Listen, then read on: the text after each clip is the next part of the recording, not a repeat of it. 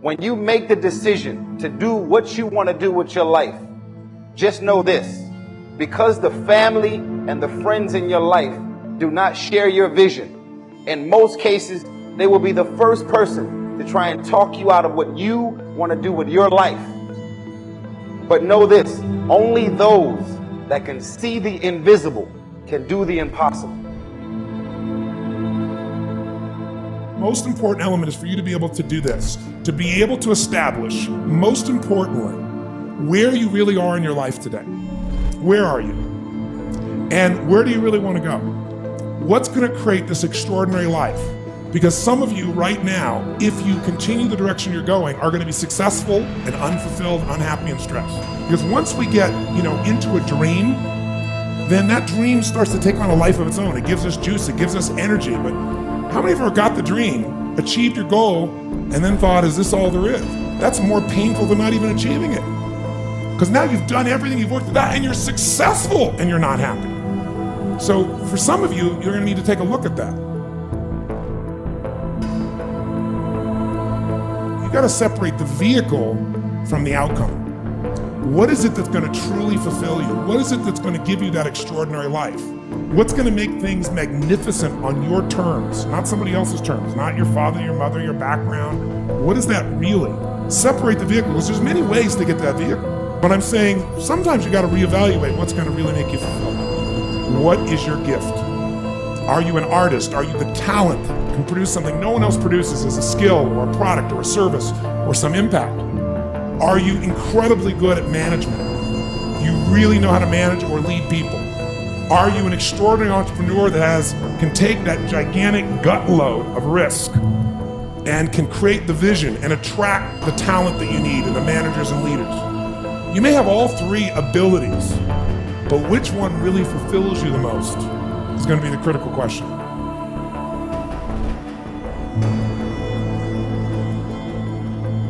What we can become and what we can accomplish. The key to life is to become skillful enough to do rewarding things with our life. Influence, productivity, activity, results, economic, social, personal, spiritual. But results is the name of the game. It's the reason for the season is in the fall to see what has come from the miracle of your hand, and the seed, and the soil, and the seasons, and the rain, the changes, to cope with it all, and to see what you can make out of what's available. Talents is simply value. Philosophy is to determine value. And once you understand that you have value, the key is to see what you can do with it. And that's what life is all about. See what you can do with your mind, see what you can do with your skills, see what you can do with your hands, see what you can do with your thinking, your possibilities, your capabilities. The key is to see what you can do with it all, because results is the name of the game. And he said, I'll be gone for a while, and when I return, we'll go over the results. So that's what we call reasonable time to ask, how are you doing now? What progress have you made now in this long list of human values and experiences?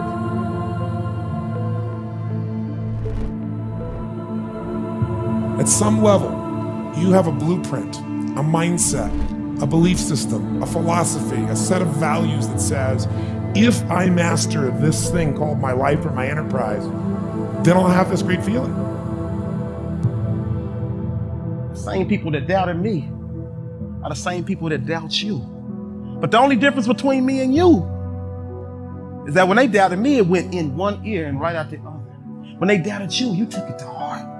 You absorbed every word that they said, and it made you want to quit, and it made you want to give up, and it made you want to stop trying because they said you couldn't do it. And you processed what they said as law and processed what they said as fact. They ain't no better than you. Sometimes people get a little bit of money, a little bit of success, a little bit of fame, a little bit of authority, and they think that they can talk down on you and they can tell you what you're not capable of achieving. I want you to understand, never let someone's perception of you, never let what someone else says about you become your reality, become who you are. When they doubt you, that needs to be fuel. That needs to drive you. And I need you to tell somebody that you're going to be great. And I need you to look them right in the eye when they say you can't do it and tell them I'll be back. You will remember my name.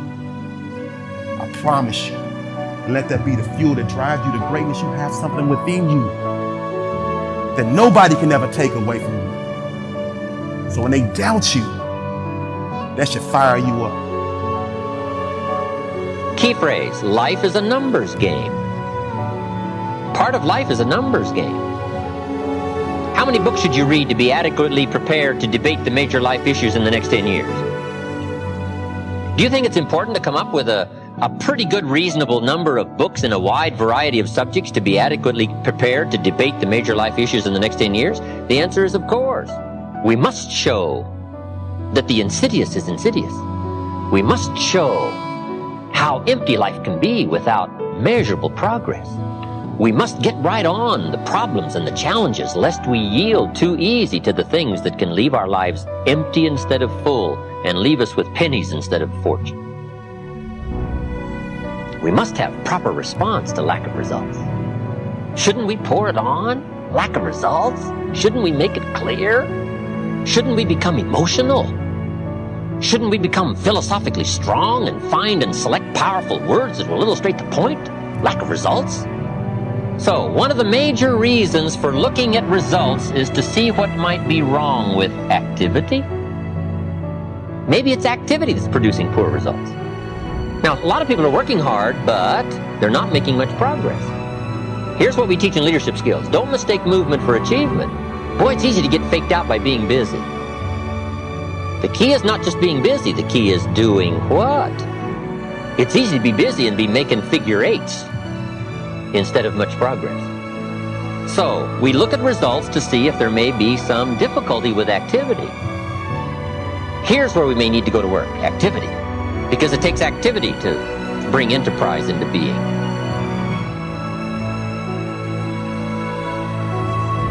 What you have to be able to do is find out what is it for you that's going to fulfill you. And I'll tell you, there's two primary elements to that. You've got to figure out what is your gift that's going to give you a sense of meaning, because you can't be fulfilled without a sense of contribution. You can feel happy. Happiness for most people is temporary, like pleasure. Eat a chocolate cake, make love, score a point in the game, get the trophy, take your business to the highest level, make the money. There's a moment in which, or maybe a day or an hour, or I don't know how long it lasts for you, but when you achieve those results, will you feel happy? And how long does it last? Remember, what makes you successful, what makes you fulfilled, may be two different things. So success without fulfillment, that's called failure. If you know somebody who's got everything they thought they wanted, and they're not fulfilled, they got a real problem. So what's going to make you fulfilled? Finding your gift, contribution. Life's not about me, it's about we. If we feel like we're contributing to someone else, then we don't just get something, we become something. And what you get never makes you happy long term. Who you become makes you very happy or very sad. So part of that art of fulfillment is, what's my contribution? The second part of it is appreciation. Some of you are contributing, but you're not taking the time to really appreciate it. Meaning is where all life is shaped, and you have the power to change the meaning how fast. But you better ask a better question. You'll come up with a better answer. Find your gift and give it every day with more intensity, more beauty, more love, and more unselfishness, and ironically, you'll fill up even more. You'll feel more love and joy and happiness because you'll love yourself, for God's sakes, regardless of what other people do. And it won't be an ego love yourself where you're lying to yourself so you can make other people think you're a certain way. It'll be you connecting with you. And when you connect with you, it's very easy to connect with the real part of other people.